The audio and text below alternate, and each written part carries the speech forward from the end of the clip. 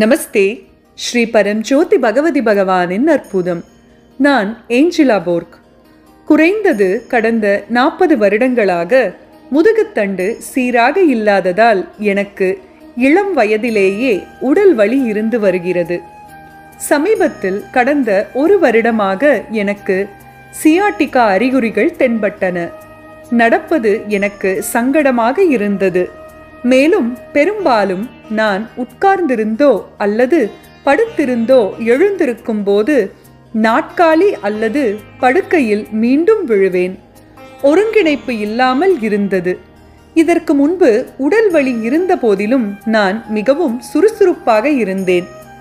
குத்தூசி மருத்துவம், massage, Cairo, osteopathy, மருத்துவ சொமாட்டிக்ஸ் போன்ற சிகிச்சைக்காக நிறைய பணம் செலவிட்டேன்.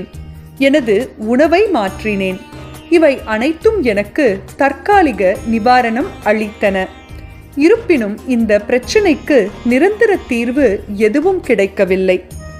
ஜனவரி 28 அன்று எனது முதல் ஆரோக்கிய செயல்முறையை தொடர விரும்பினேன்.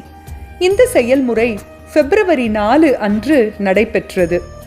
ஷவாசனத்தின் போது என் உடலில் பல்வேறு பகுதிகளில் கூச்ச உணர்வும் மூட்டுக்களில் இருந்து வெடிப்பும் ஏற்படுவதை உணர முடிந்தது. இது தற்காலிகமாக இருக்கலாம் என்று நினைத்தேன். ஆனால் வாரம் முழுவதும் நிலை மேம்பட்டது. அதிர்ஷ்டவசமாக நான் இப்போது வலியின்றி இருக்கிறேன்.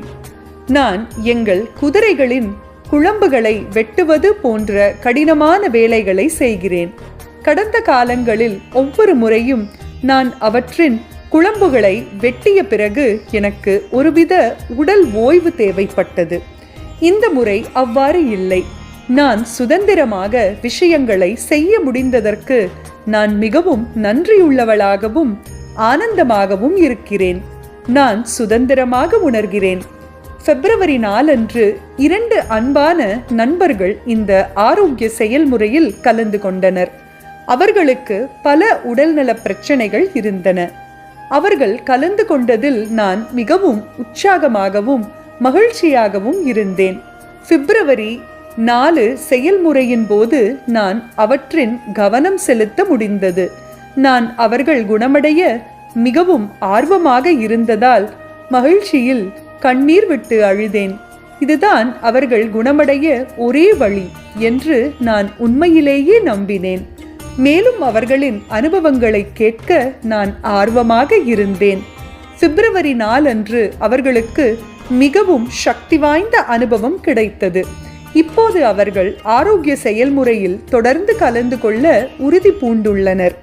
இந்த அற்புதமான செயல்முறையை நடத்தியதற்காக டெபராவுக்கும் எங்கள் வாராந்திர 81,000 தீக்ஷா யக்ஞா செயல்முறைகளுக்காக தேஜசாஜிக்கும் அவர்களின் கருணை மற்றும் அர்ப்பணிப்புக்காக ஸ்ரீ பரஞ்சோதி பகவதி பகவானுக்கும் மிக்க நன்றி.